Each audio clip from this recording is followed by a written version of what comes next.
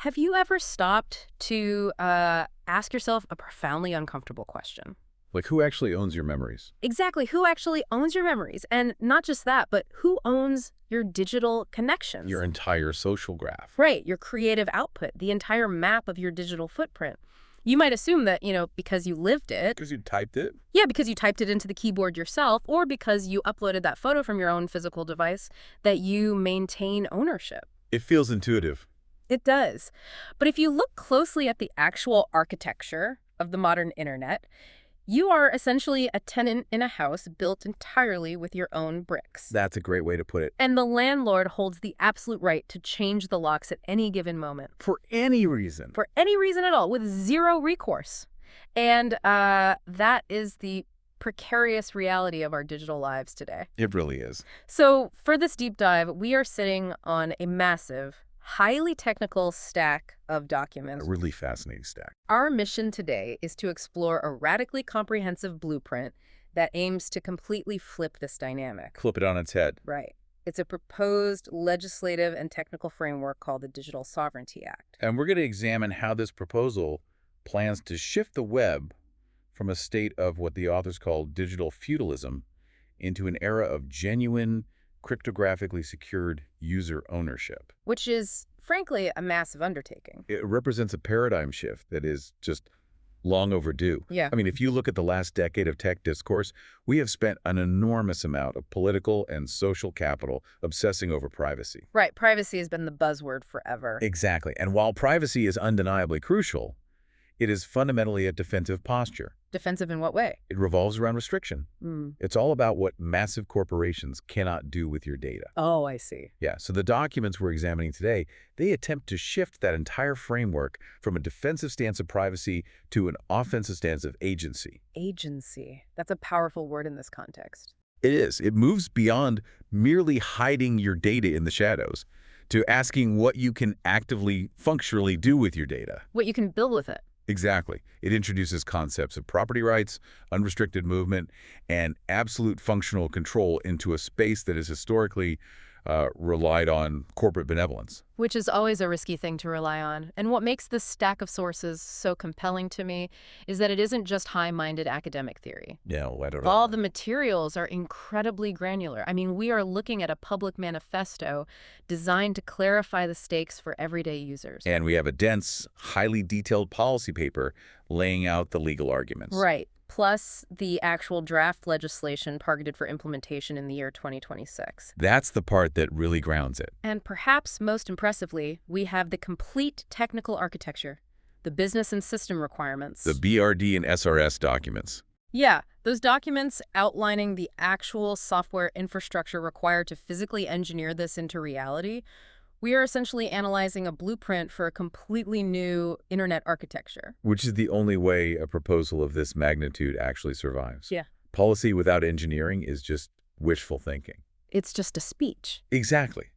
A law that says you own your data is completely useless if the technical plumbing of the internet doesn't support the transfer of that data. Right, if the pipes don't connect. This stack of documents attempts to bridge the gap between legal philosophy and software engineering. It proves that the concept is not only necessary, but technically feasible. Okay, so let's start with the core problem this legislation is trying to solve. The sources repeatedly use this evocative term, digital feudalism. It's a striking analogy. It really is. And when you actually break down the mechanics of how we interact online, the historical parallel is almost perfect. You spend years building your life. Your public and private life. Inside these massive, privately owned digital estates. Yes. You agree to terms of service. You know, these novel-length, click-wrap legal documents that no human being could reasonably read, let alone negotiate. It's a complete fiction of consent. You are entirely subject to rules you didn't write. And if you decide you don't like those rules, or if the platform arbitrarily bans you... Or if you simply decide you want to move to a competing service. Right. You are forced to abandon years of your identity. You leave behind your interactions, your creative output, your saved preferences, and your entire social graph. In this model, you are effectively a serf working the land on a digital estate. The feudalism analogy just holds up so well under intense scrutiny. It does, because the grand narrative of the internet, the story we've been told for 20 years, is that this is a perfectly fair symbiotic trade. Right, the pitch is simple. You get access to incredibly complex, hyper-expensive services for free. Instant global communication. Infinite high-definition video streaming. Seamless photo sharing. Exactly. Yeah. And in return, the platforms simply get to process a little bit of your behavioral data to serve you relevant ads and, keep the server lights on. That's the story. But the source materials argue with substantial empirical backing that this framing is a foundational myth.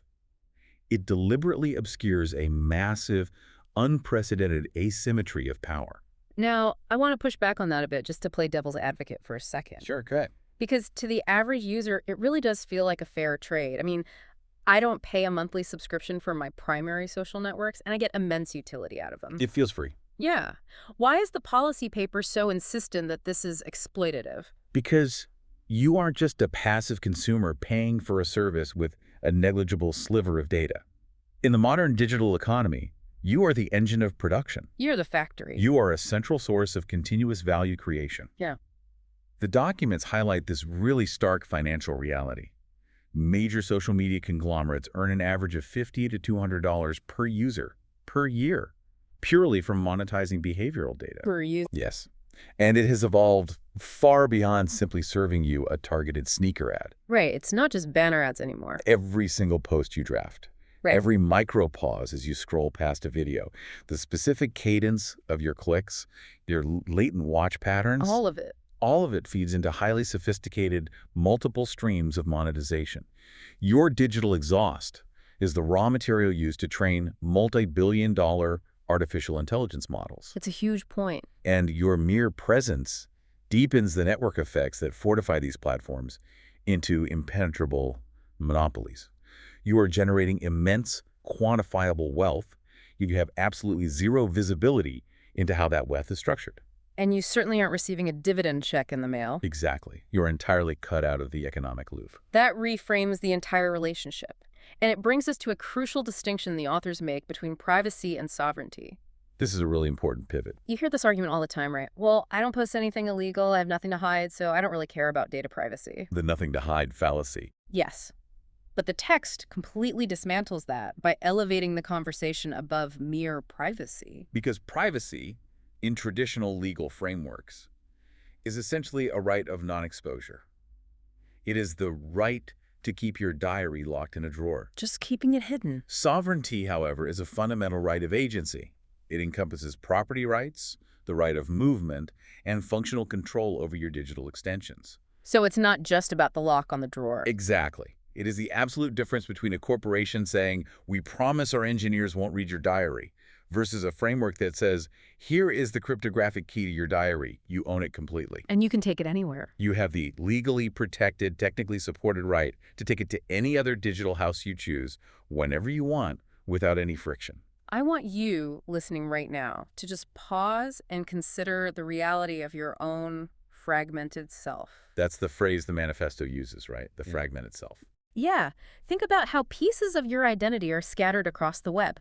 Your professional history and networking are locked inside one proprietary platform. Your music tastes and curated playlists are held hostage in another. Your family memories, all those high-resolution photos, sit in a third. Your political debates, your anonymous interests, siloed in a fourth. You are interacting with dozens of platforms that actively refuse to communicate with one another. You don't possess a coherent digital identity. You have a dozen fractured, disparate profiles that you cannot consolidate, control, or independently leverage. And the economic reality of that fragmentation is what economists call vendor lock-in, but on a deeply personal level. It's a lock-in of your actual life. Exactly.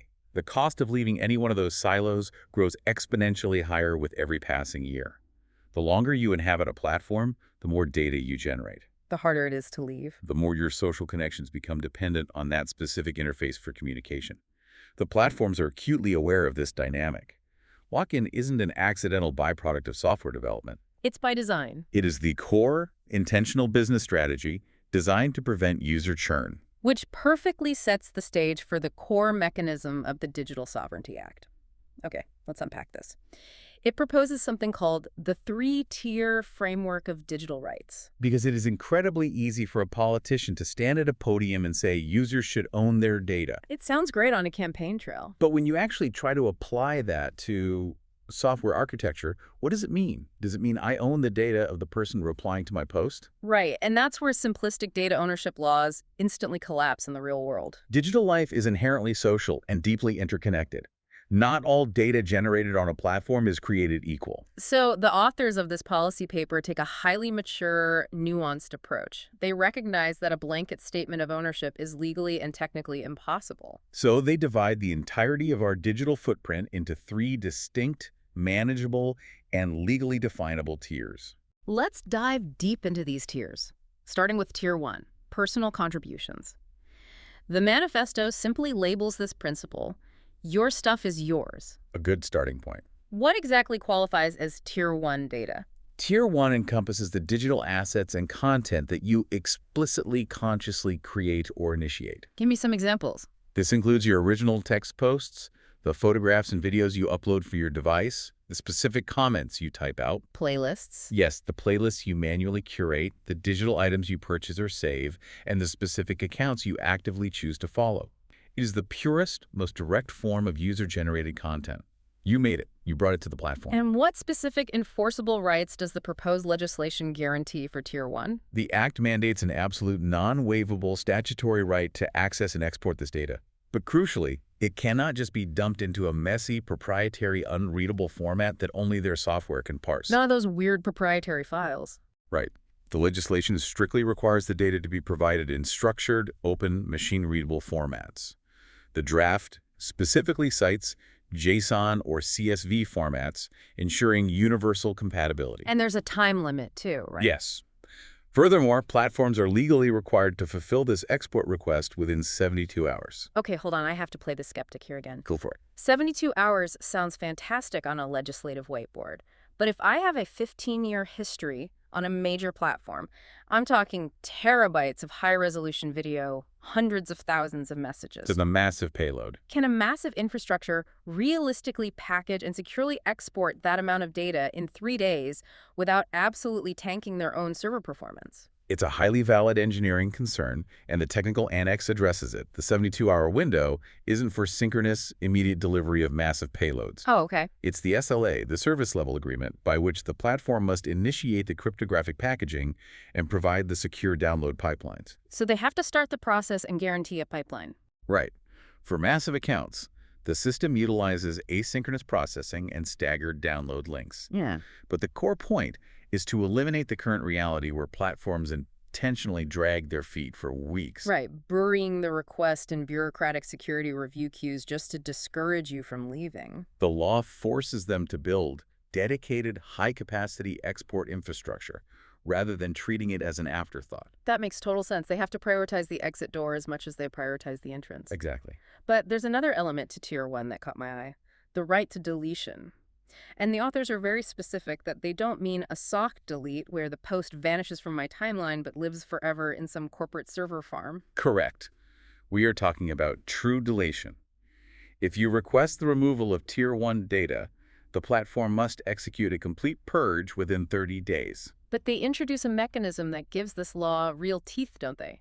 Cryptographic proof of deletion. Yes, and this is brilliant. How do you mathematically prove a negative? How do you prove something doesn't exist anymore? It relies on advanced cryptographic hashing. When your data is originally stored, it is assigned a unique cryptographic hash. Like a digital fingerprint. Exactly. When the deletion is executed across their distributed database, the system must generate a verifiable token, a mathematical receipt, proving that the specific hash no longer resides on their active servers. Furthermore, they are given an additional 90-day grace period to ensure that data is completely purged from all cold storage backups, disaster recovery archives, and crucially, derived datasets used for internal analytics. That is incredibly rigorous. And it prevents platforms from quietly holding on to your data to train their models long after you've supposedly deleted your account. It closes that loophole entirely. Okay, now, Tier 2 is where the framework tackles the truly complex nature of the internet.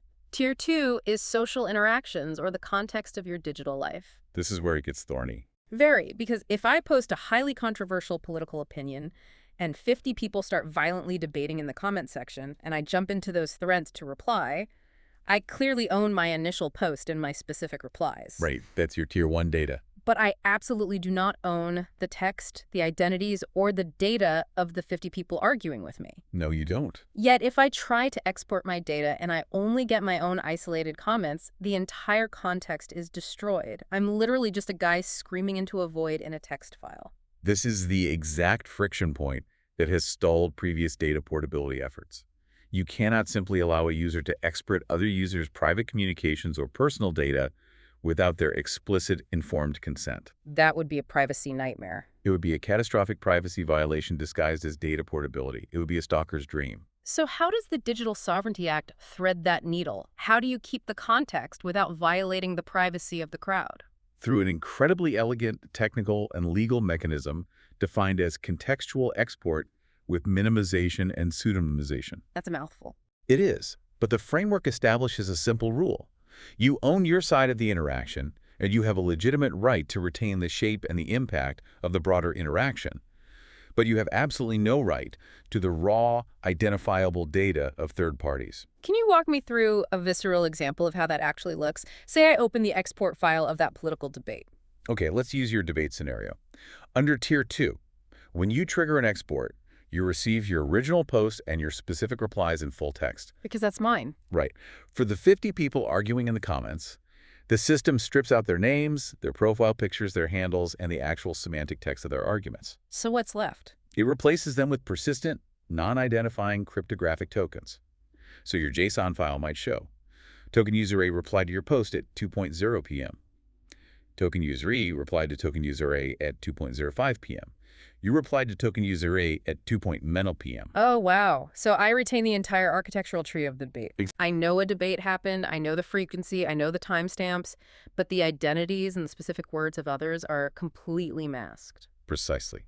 You get the aggregate statistics, how many unique views, the velocity of engagement, the structural topology of the conversation. The structural topology, yeah. You retain the context of your digital existence without capturing or exposing the private, identifiable data of anyone else. It is a brilliant compromise. It perfectly balances the individual's right to functional ownership with the collective's fundamental right to privacy. That is just a masterclass in policy design. It keeps the skeletal structure of your history completely intact. It solves the void problem. Okay, moving up the ladder to Tier 3, portability and interoperability. The manifesto refers to this simply as the freedom to leave. The most important freedom. Because let's be honest, having the right to download a massive multi-gigabyte zip file full of JSON and CSV documents to my local hard drive is not true freedom if I literally cannot do anything with those files once I have them. That is the illusion of choice we currently suffer under. If you go right now and download your entire historical archive from a major social network, you get a massive folder of disjointed code. Just unreadable text for most people. You cannot take that folder and simply upload it into a competing network. The database schemas are completely incompatible. They speak different languages. Exactly. The data, well, technically in your physical possession, is functionally useless outside of its original host environment. Tier 3 is specifically engineered to obliterate this barrier by mandating functional portability. The text outlines a requirement for service-to-service transfer. How does that operate mechanically? The legislation mandates that any covered platform, a legal designation we will define when we discuss the economic impact, must build, maintain, and secure public application programming interfaces, or APIs. So they have to build standardized doors. Yes, standardized software bridges. These APIs must allow you, the user, to securely authenticate and authorize a direct server-to-server transfer of your Tier 1 and Tier 2 digital life from your current platform directly to a competitor. So it isn't a data dump? I don't download it to my laptop and try to manually upload it? No, it's a direct, automated migration pipeline. But wait, going back to the database schemas being different, how does Platform A know how to read Platform B's data? A retweet is fundamentally different from a TikTok duet or a Reddit upvote. Which is why the technical architecture requires the adoption of a common event model. A common event model? Industry consortiums would be required to establish standardized schemas for fundamental digital interactions, a like, a share, a text post, a threaded reply. These core interaction primitives must be mapped to a universal standard. So it's an industry-wide dictionary. Exactly. So when you migrate, the new platform's ingestion engine can read the standard schema and translate it into their specific user interface. Your historical timeline, complete with its timestamps and relational metadata, populates seamlessly in the new environment. It's like having a universal translator for social media architecture. It is. The text also mentions support for incremental exports. Yes, meaning you don't just have to do a one-time migration and burn your old account to the ground. You can do it continuously. You could authorize a continuous daily sync between platforms. You could maintain an active presence on a mainstream platform while simultaneously backing up your entire interactive life to an independent, open-source alternative in real time. That provides so much peace of mind, and we have to talk about the follow me functionality, because this might be the single most disruptive concept in the entire document. It strikes right at the heart of their business models. If I decide to leave a platform right now, the biggest barrier isn't losing my old posts. It's losing my audience, my friends, my professional network. The social graph. The follow me mandate seems designed to shatter that exact fear. It is a direct assault on the network effect moat that protects monopolies. Under Tier 3, if you migrate to a competing service that offers analogous features, the original platform is legally required to facilitate a notification protocol. Meaning they have to tell people I left. They must ping your established connections, your followers, your mutuals, informing them that you have migrated and providing the secure link to your new profile, assuming all appropriate privacy and consent safeguards are met. If you can pack up your data and take your audience with you with a single click, the platforms lose their hostage leverage. They lose the power of inertia. They would actually be forced to compete on the quality of their service, their algorithmic transparency, and their user experience, rather than just relying on the fact that everyone you know is already there. If we connect this to the broader macroeconomic picture, Tier 3 is the foundational infrastructure required for genuine digital market competition. Without functional, frictionless interoperability, the market is permanently frozen. Startups just can't break in. Right. Startups cannot compete with incumbents who already hold the social graphs of 3 billion people. Tier 3 thaws the market. All right, that covers the three-tier framework.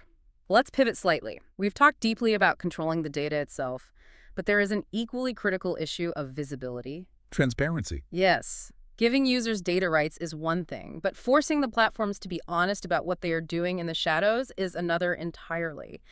The proposal includes a mandate for platform accountability and transparency, and it specifically targets the death of the traditional terms of service. The current paradigm of platform transparency relies almost entirely on terms of service agreements and privacy policies. Which nobody reads.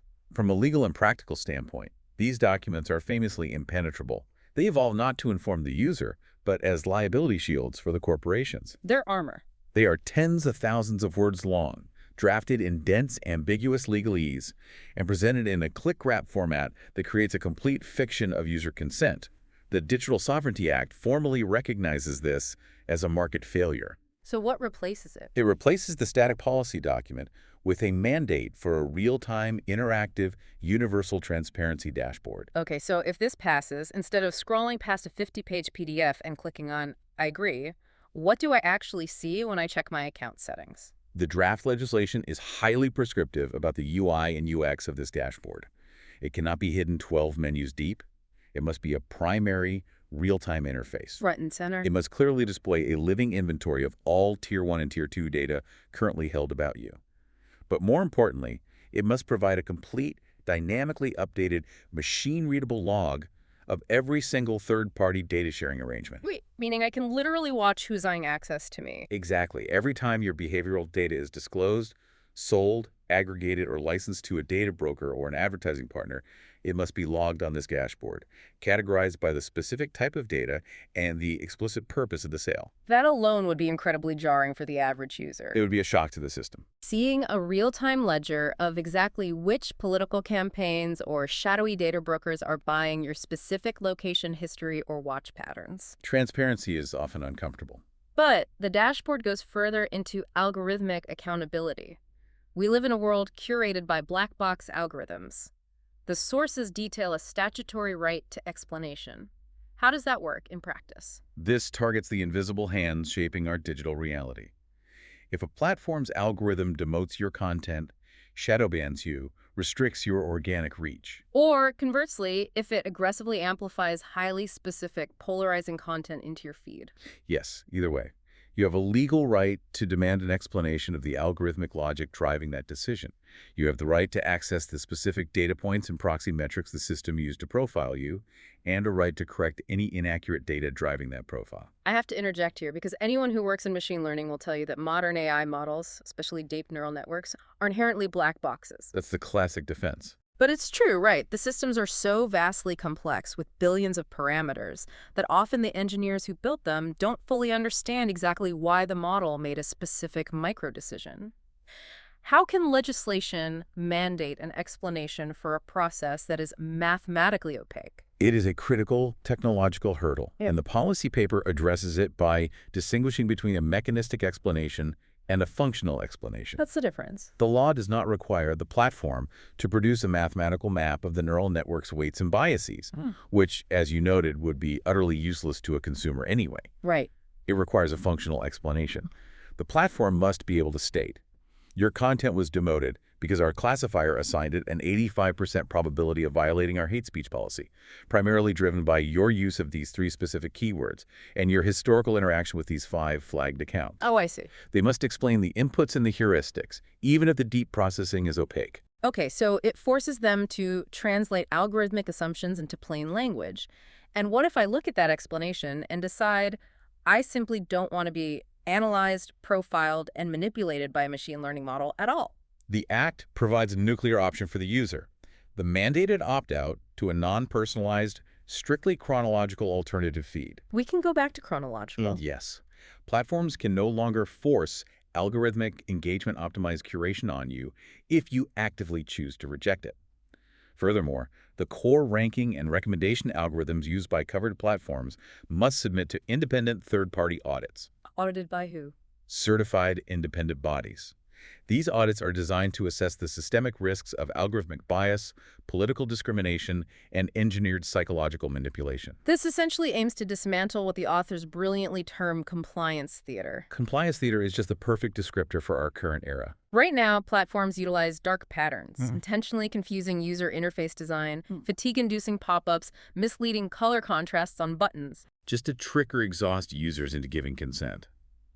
It looks like legal compliance on paper, but it is psychological manipulation in practice. It's exhausting. By mandating clear, standardized, real-time dashboards and subjecting the underlying logic to independent audits, this legislation is attempting to end the era where platforms hide their exploitation behind a veil of technical complexity. Now, we've touched on artificial intelligence as a mechanism of algorithmic control, which brings us to a fascinating pivot in the document. This is where it gets really sci-fi, but in a good way. In almost every conversation about data privacy, AI is cast as the ultimate villain. The apex predator. Yes, it is the apex predator of the digital ecosystem, surveilling our micro-expressions and habits to optimize ad delivery and keep us addicted. But the manifesto and the policy paper propose flipping this dynamic entirely. They envision artificial intelligence as your personal guardian. It is arguably the most visionary and structurally profound aspect of the entire framework. The authors acknowledge a harsh reality. Fighting algorithmic extraction with human willpower and attention is a fundamentally losing battle. Human beings simply do not have the cognitive bandwidth to read every privacy policy. Or monitor every data flow and decode every dark pattern. The asymmetry is just too great. You cannot bring a human brain to an algorithm fight. Exactly. So the solution is to fight AI with AI. The framework introduces the statutory concept of the personal data agent. I am frankly obsessed with this concept. Let's really break down what a personal data agent is and how it functions day to day. Imagine a certified, highly secure, deeply capable software tool, an AI system that works exclusively for you, acting under your explicit programmable authority. Give me a scenario. Okay, let's walk through one. You decide to sign up for a newly launched digital service. Instead of you blindly scrolling to the bottom of a 50-page terms of service agreement and clicking, I agree, your personal data agent intercepts the contract. It reads it for me. In milliseconds, it ingests the entire document. It cross-references the platform's clauses against local statutory rights, consumer protection laws, and your own predefined privacy thresholds. Yeah, and then what?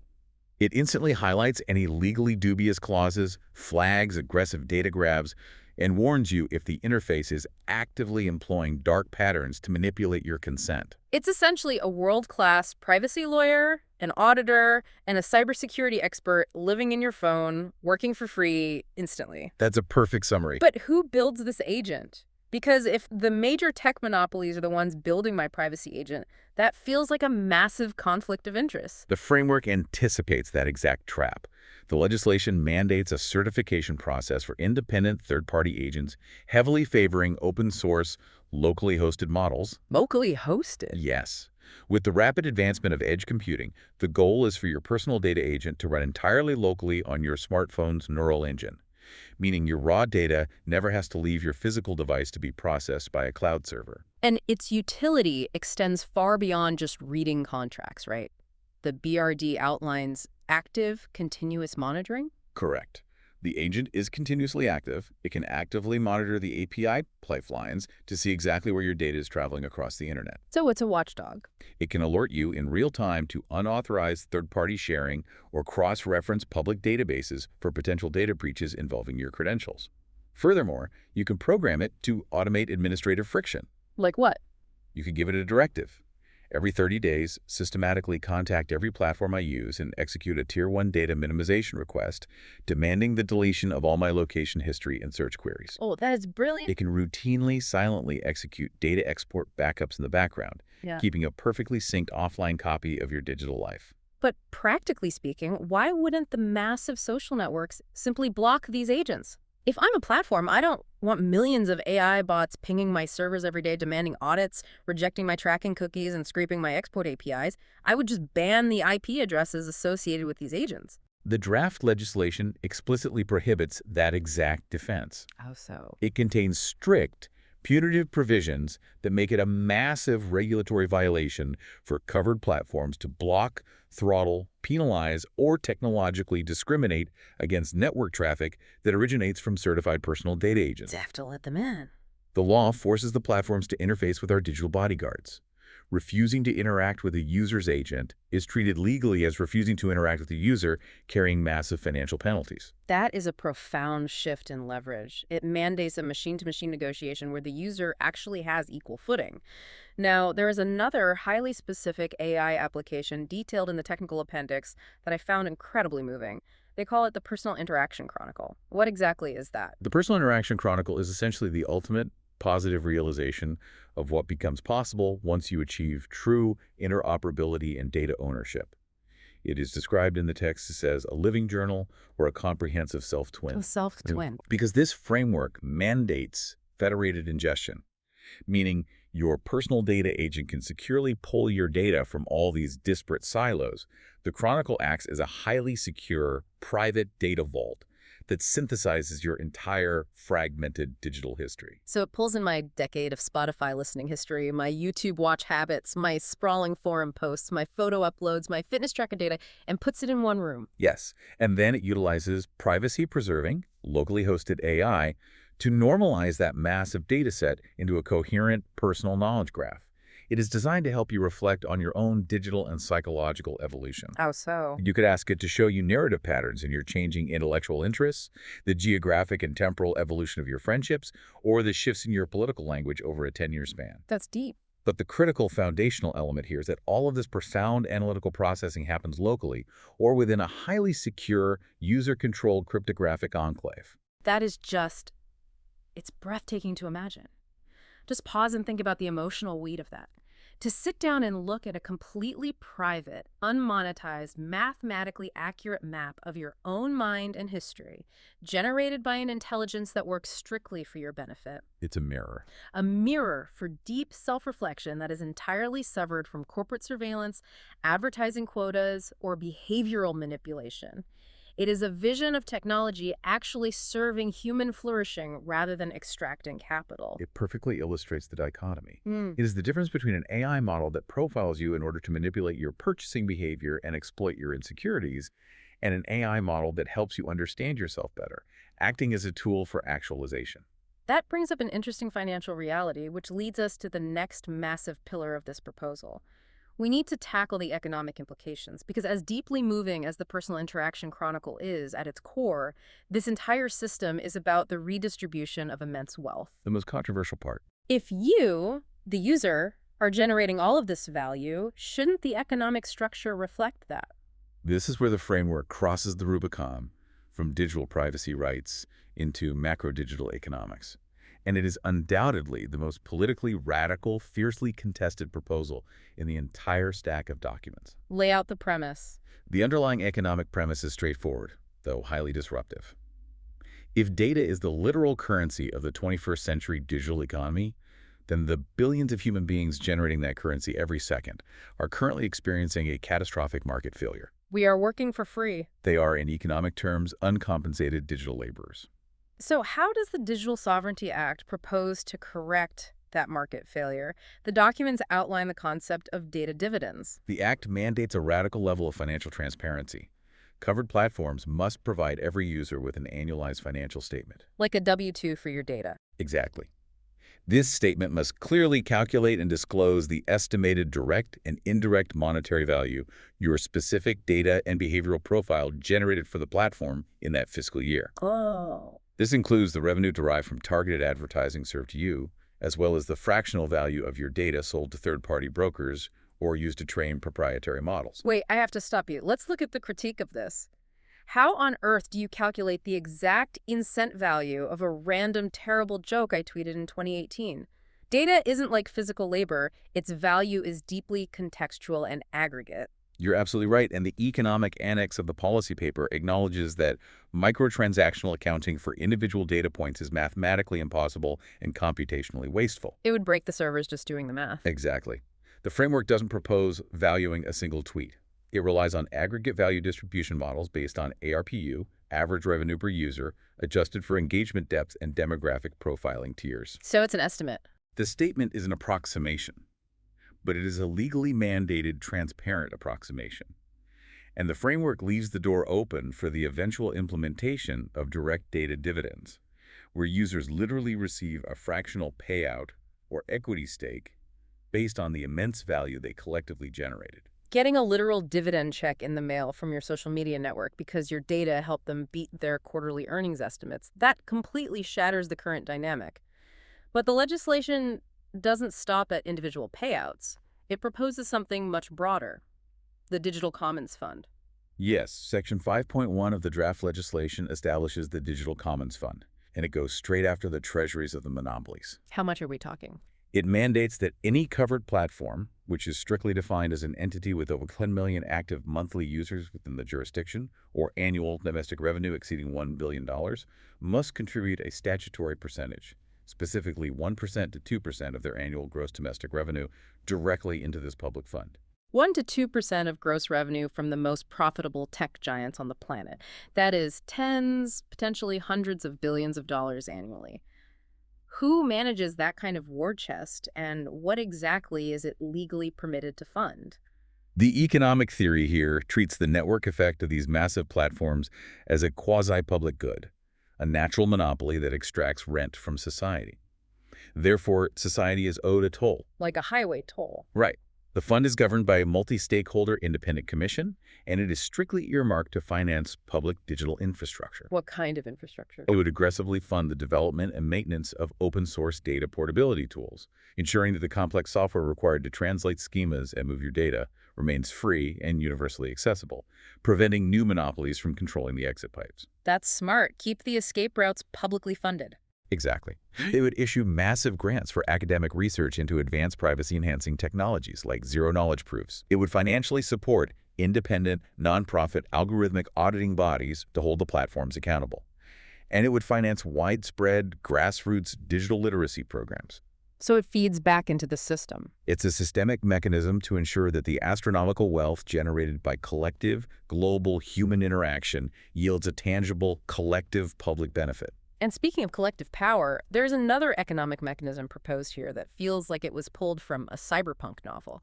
Digital user associations, essentially digital labor unions. This directly addresses the ultimate power asymmetry. As an isolated individual user, you possess absolutely zero negotiating leverage against a $2 trillion tech conglomerate. None at all. You either accept their updated terms of service, which usually involves surrendering more rights, or you accept digital exile. Is a coercive ultimatum. The Act explicitly grants users the protected statutory right to organize collectively. So you could have a scenario where millions of users formally organize into a recognized digital user association. Exactly. And under this legal framework, these associations would possess the legal standing to collectively bargain with the platforms, To what end? instead of an individual clicking it. I agree. The association's elected representative and legal teams could negotiate the overarching terms of service. They could set strict, binding boundaries on data sharing practices, demand higher standards for algorithmic transparency, and even negotiate the formulas used for value distribution and the aforementioned data dividends. But how does a digital union strike? If a million auto workers walk out, the factory stops. If a million users log off a platform that has 3 billion users, the algorithm barely registers a blip. Which is where the personal data agents come into play. A Uh, digital strike wouldn't just be users forgetting to log in.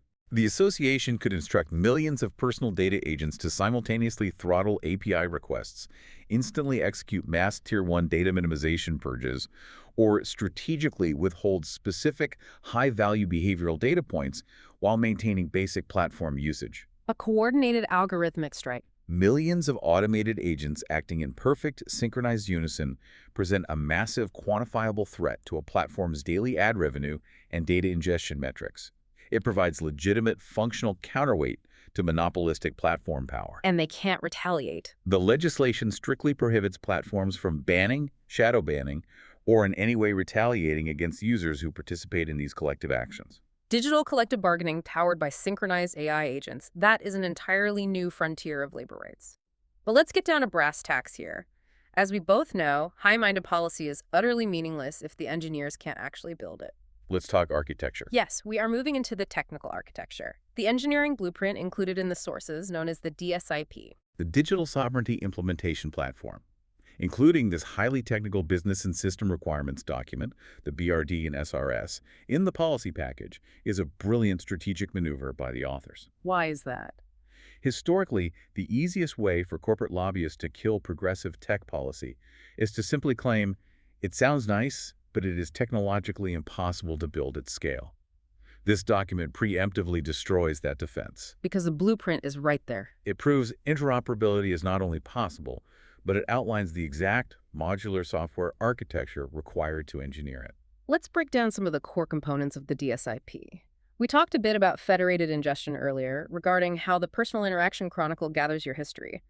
How does the system actually reliably extract the data without just resorting to messy screen scraping? The architecture strictly avoids screen scraping, which is brittle, constantly breaks when the UI updates, and often violates basic security protocols. Yeah, it's hacky. Instead, the DSIP relies on established, secure protocols.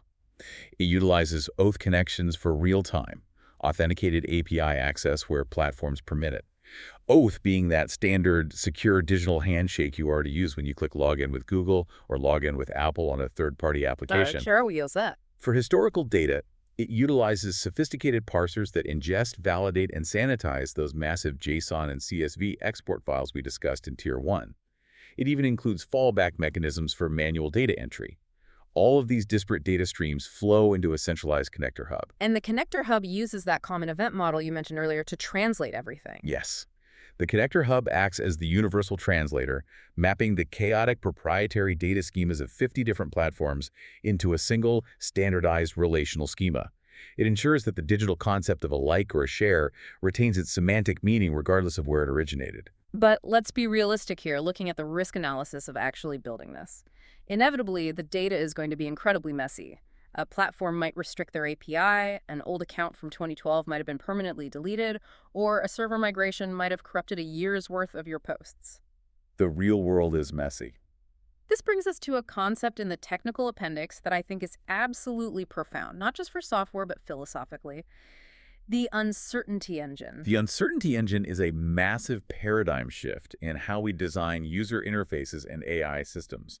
It raises a critical question about intellectual honesty in software design. Intellectual honesty, I like that. Currently, when consumer software or an AI model encounters a gap in data, the standard industry approach is to either silently hide the gap to maintain the illusion of a flawless product, or worse, to use generative AI to hallucinate and guess what the missing data might be. Right. AI loves to confidently invent absolute fiction just to fill a void and keep the user moving along. Presenting that guess as fact to ensure a seamless, frictionless user experience. Which is dangerous. The DSIP utterly rejects that approach.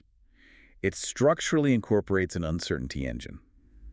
The philosophical and technical premise here is that in the real world, incomplete data is the absolute default state of a digital life. You'll never have it all. You will never, ever possess a 100% perfect, contiguous record of your digital existence. Therefore, instead of masking that reality, the uncertainty engine explicitly calculates, quantifies, and visually displays coverage gaps and statistical confidence scores to the user. So if I ask my personal interaction chronicle to summarize my reading habits and political leanings in 2018, it wouldn't just spit out a definitive paragraph. It would give you caveats. It might say, based on available data, you predominantly read science fiction and engaged with centrist political content. However, please be aware we have zero ingestion data from your primary e-reader or your main news aggregator during those 12 months, so our confidence score in this summary is only 35%. Exactly. It visually highlights the dark matter. It refuses to pretend to be an omniscient oracle. It's a feature, not a bug. The design philosophy explicitly states that incompleteness becomes a feature. It is an intellectually honest system architecture that deliberately introduces friction to keep the human operator in the loop. It forces you to think. It prompts you to add manual context, to remember the missing pieces yourself, rather than passively trusting a flawed, hallucinatory AI summary. It prevents the system from projecting a dangerous false illusion of totality. That is incredibly mature engineering. It respects the user's intelligence. Now, another critical aspect of the technical blueprint revolves around regulatory enforcement. How do the authorities actually know that these massive platforms are complying with a Tier 1 deletion request or a Tier 3 interoperability mandate? You can't just take their PR department's word for it. No, you enforce it through applied cryptography. The DSIP mandates the generation of immutable, mathematically verifiable audit logs. So when you or your personal data agent request a Tier 1 deletion, the platform cannot simply send an automated email saying your request has been processed. The underlying database architecture must generate a cryptographic proof of deletion. We touched on this, the token. Yes, this is a mathematical token derived from the original data's hash, proving conclusively that the data has been overridden and destroyed. And the regulators see this. These proof tokens, along with immutable logs tracking API access and export completeness, are bundled into highly secure evidence packages. The newly established Digital Rights Commission can instantly audit these packages. So the math doesn't lie. In this architecture, you cannot fake compliance with a slick PR statement. The math either proves you deleted the data or it proves you are actively breaking the law. Which brings us perfectly to the inevitable collision with reality. We have to do some risk analysis here on the pushback, because big tech is absolutely not going to take this lying down. They will fight it tooth and nail. If I am the CEO of a $2 trillion social monopoly, and you're telling me I am legally required to build public APIs that allow my users to instantly migrate to a competitor, taking their audience with them while simultaneously subjecting my algorithms to third-party audits and paying a 2% gross revenue tax into a public fund. You're declaring war. I am declaring war. I am unleashing an army of lobbyists with unlimited budgets to destroy this legislation before it ever reaches a committee vote. Unquestionably. The Digital Sovereignty Act represents an existential financial threat to the fundamental business models of the current tech oligarchy. But again, the authors of this framework anticipated the counterattack. They mapped it out. The documents dedicate a significant section to systematically cataloging the inevitable, predictable pushback from platform lobbyists, and they provide robust, deeply technical counterarguments designed to dismantle those claims in a public forum. Okay, let's play this out.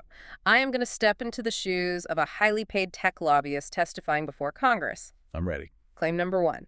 Senators, mandating interoperability and forcing us to open our APIs is a catastrophic security threat. We spend billions securing our perimeter. This act forces us to punch holes in our own walls, exposing the private data of American citizens to hackers, data scrapers, and hostile foreign adversaries. The counterargument provided by the policy paper is that security through obscurity is a well-documented cybersecurity fallacy. Explain that. The current paradigm of closed proprietary systems simply hides massive systemic vulnerabilities behind opaque corporate walls. as evidenced by the endless parade of massive data breaches we already suffer under the status quo. They get hacked anyway. Exactly. The architecture of the DSAP dictates that you don't just leave an open data pipe pouring onto the public web. Properly designed public APIs, utilizing strictly scoped OAuth authentication tokens, granular role-based access controls, and end-to-end encryption during transit, are mathematically significantly more secure than current internal data sharing practices. And they can be reviewed. Furthermore, open standards enable rigorous global peer review by independent security researchers, fortifying the entire ecosystem. All right, lobbyist claim number 2. You cannot legally force us to share our underlying data structures. We spent a decade and billions of dollars in R&D developing these proprietary algorithms, specific UI schemas, and relational databases. That is our core intellectual property. Forcing us to translate that into a common event model is state-sponsored theft of trade secrets. The crucial legal and technical distinction here is the difference between the plumbing and the water. Plumbing and water. The platforms unequivocally own the infrastructure. They own the fiber optic cables, the server farms, the proprietary ranking code, and the UI design. They absolutely do not own the actual content of the human interactions flowing through that infrastructure. So they don't want the code. The Act does not demand access to their closely guarded trade secrets or their algorithmic source code. It simply demands universal standard schemas for the user's interaction objects. Yeah. The platform owns the pipes. The user owns the water. The format of a post isn't a trade secret. Right. Standardizing how a generic text post or a time-stamped comment is formatted so it can be exported and read by a different system does not, in any way, violate legitimate intellectual property rights. It simply breaks the artificial lock-in. Fair enough. Claim number 3, the classic defense. This legislation is a massive overreach that will crush American innovation and destroy small startups. The sheer compliance costs of building real-time transparency dashboards, maintaining dedicated export pipelines, and engineering cryptographic proofs of deletion will bankrupt any company that isn't already a trillion-dollar giant. Yeah. You are cementing the monopolies by raising the barrier to entry. The framework completely neutralizes this specific, very common argument through strictly tiered requirements. The heaviest, most expensive infrastructural obligations explicitly target covered platforms, Which are huge. Again, the threshold is incredibly high. Over 10 million active users or $1 billion in annual revenue. A small startup or a mid-sized tech company is completely exempt from the major technical burdens until they reach massive, highly profitable scale. And they get time to adjust. Furthermore, the Act provides generous, multi-year grace periods for legacy systems to upgrade their architecture. And remember the Digital Commons Fund we discussed? Yeah, the tax fund. It specifically finances the development of open-source, plug-and-play compliance tools to drastically lower the engineering barrier to entry for smaller companies. The authors forcefully argue that it is the current monopolistic lock-in that kills innovation. Because you can't build a new network without users. Genuine market competition, which is only enabled by frictionless data portability, will drive a massive new wave of technological advancement as startups can finally compete on features rather than social graphs. Okay, final claim from the lobbyist playbook. This is a solution looking for a problem. Users don't actually want this. It's far too complex. The average consumer doesn't care about JSON files, APIs, or cryptographic proofs. They just want to open the app, scroll their feed, and look at entertaining videos. You are forcing a hyper-technical framework onto a public that prefers convenience over control. To which the framework replies with a profound design philosophy. Complexity is a design failure of the software, not a valid justification to deny fundamental human rights. If it's too hard to use, that's their fault. Exactly. If the system for exporting data is too hard for an average user to navigate, the platforms are legally obligated to design better, more intuitive interfaces. That is their job. And the agents help. Furthermore, the personal data agents are specifically designed to handle the complex technical friction quietly in the background, arguing that users don't want fundamental ownership simply because the current tools provided by the monopolies are intentionally badly designed and confusing is a deeply disingenuous, bad faith argument. So if the technical and economic arguments against the act can be systematically dismantled, what is the true risk here? What happens if this is not implemented? What is the actual threat to this framework succeeding? The true risk, as the policy paper soberly notes in its concluding risk analysis, is entirely political. It is the raw, unadulterated lobbying power and campaign finance influence of entrenched monopolies. It's just the money. These platforms benefit immensely to the tune of hundreds of billions of dollars, from user lock-in and opaque data extraction. They will utilize every resource at their disposal to frame these reforms in the media as dangerous, overly burdensome, or radically anti-business. Because it hurts their bottom line. Precisely because the reforms are so surgically effective at dismantling their moats.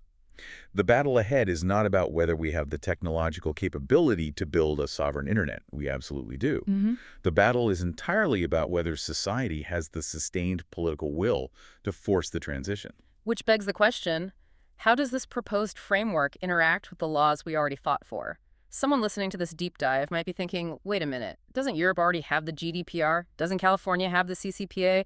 Don't I already have the legal right to download my data? It is a vital, necessary comparison to make. Laws like the General Data Protection Regulation in Europe and the California Consumer Privacy Acts were undeniably groundbreaking, necessary first steps in the evolution of digital rights. They paved the way. They established the baseline. GDPR Article 20 actually includes a specific right to data portability. California provides robust rights regarding access and deletion. So if we already have those laws on the books, why do we need a radically new Digital Sovereignty Act? Why not just enforce what we have? Because the current regulatory landscape has ultimately resulted in what we defined earlier as compliance theater. The laws exist, but the enforcement mechanisms and technical mandates are too weak to overcome corporate resistance. How does that look in practice? In everyday practice, the data export features offered by platforms supposedly complying with GDPR are minimal, structurally incomplete, intentionally hidden deep within labyrinthine settings menus, and incredibly difficult for a layperson to utilize. Right. They comply with the letter of the law by giving you a messy, chaotic data dump that you can't use. Exactly. The critical missing link in current global legislation is the strict technical mandate for functional interoperability. GDPR gives you the right to request a file. The Digital Sovereignty Act gives you the absolute right to a structured, usable file and forces the platforms to build the public API infrastructure so that the file can be directly automatically imported and utilized by a competing service. It's the difference between leaving with your bags or leaving with nothing. Current privacy laws essentially allow you to leave the digital estate, but they allow the landlord to burn all your belongings and wipe your memory on the way out the door. This new framework ensures, mathematically and legally, that you can pack your bags, take your history, and move your digital life completely intact. And what about the international scope of this? The internet is borderless, but laws are not. If a single major jurisdiction passes the Digital Sovereignty Act, does it actually matter if a massive platform is headquartered in China or Europe or somewhere else? The draft legislation tackles the borderless nature of the web through aggressive extraterritorial application. It explicitly states that the act applies to any covered platform offering services to users located within the jurisdiction enacting the law. Regardless of where the servers are. Regardless of where the corporation is headquartered, where it is legally incorporated, or where the physical data servers reside.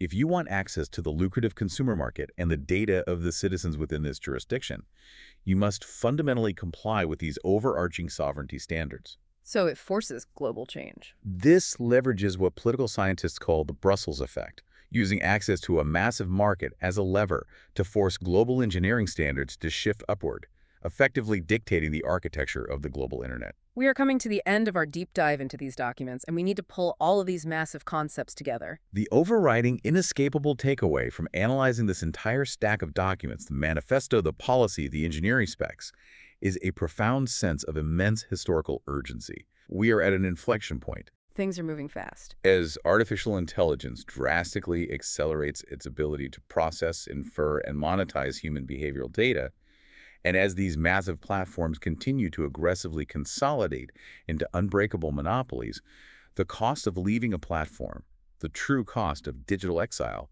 grows exponentially higher every single day. The window to change the architecture is rapidly closing. It is closing faster than most people realize. If the legal rights and the core technical architecture of digital sovereignty are not firmly established right now, while the foundations of the next iteration of the web are actively being laid, an entire generation of human beings will live their complete, cradle-to-grave lives as subjects in privately governed corporate digital estates. Without even knowing there was another way. They will simply never know what it means to actually functionally own their digital presence. So, to summarize the core mission of this incredibly ambitious framework, Your digital life is not a rental property. It requires true cryptographic ownership of your personal contributions. Which is the foundation of Tier 1. It requires protected, anonymized context for your social interactions and history, which is Tier 2. And it requires real, functional, frictionless freedom to pack up your entire digital existence and move to a competitor at a moment's notice. Which is Tier 3. And all of this complex architecture must be aided by artificial intelligence working strictly for you as a personalized guardian, not against you as a corporate warden. Accompanied by a fair, transparent distribution of the massive economic wealth your daily existence helps create. It is nothing less than a comprehensive, highly engineered blueprint for reclaiming fundamental human agency in the 21st century. It truly is a vision worth fighting for. I want to leave you, our listener, with a final, deeply provocative thought to mull over as you go about your day. We spent some time earlier talking about the concept of the personal interaction chronicle. That highly secure, completely private digital mirror of your entire life's data. Yes. Imagine for just a moment what it would actually feel like to sit down in a quiet room and look at a completely private, unmonetized map of your own mind. Your changing passions. Your evolving relationships, your shifting worldviews over the last 10 or 15 years, laid out clearly before you, completely free from any algorithmic black box trying to influence your next click or trigger your outrage.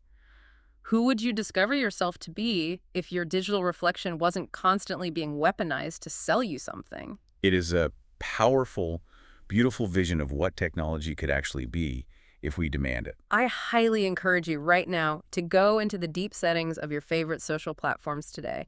Dig around, find those hidden data export buttons, and just initiate a download of your own data to see what is actually sitting on their servers. It is always a profoundly eye-opening experience. Thank you so much for joining us on this extensive deep dive into the Digital Sovereignty Act. Keep questioning the invisible systems you interact with every single day.